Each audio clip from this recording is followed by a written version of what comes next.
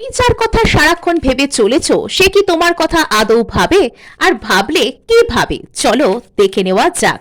তুমি যার কথা সারাক্ষণ ভাবছে সে কি ভাবে তোমাকে কেন্দ্র করে। ওকে, সো সে কিন্তু তোমাকে নিয়ে একটা কোনো মেন্টাল ক্ল্যারিটি চাইছে, অর্থাৎ তুমি কেমন মানুষ, তোমার সাথে রিলেশনশিপে যাওয়া আদৌ ভালো হবে কিনা, বা কেন তার এত তোমার কথা মনে পড়ছে, এটাও কিন্তু তার একটা প্রশ্নের কারণ তার মনে হতে পারে।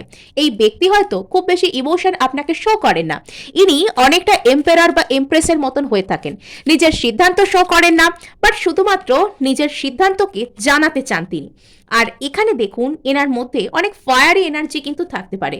ইনি কোথাও গিয়ে আপনাকে নিজের অবচেতনে ম্যানিফেস্ট করছেন, কিন্তু ইনি মুখে কি দেখাচ্ছেন, এনার প্রচুর ইগো, ইনি আপনাকে ইম্পর্টেন্স দেয় না, ইত্যাদি ইত্যাদি ব্যাপার। ইনি একটা কোনো নিউ বিগিনিং আপনাকে কেন্দ্র করে চান, এবং কোথাও গিয়ে এই ব্যক্তির সাথে স্টেবল কোনো সম্পর্ক আপনার জীবনে ম্যানিফেস্ট হচ্ছে।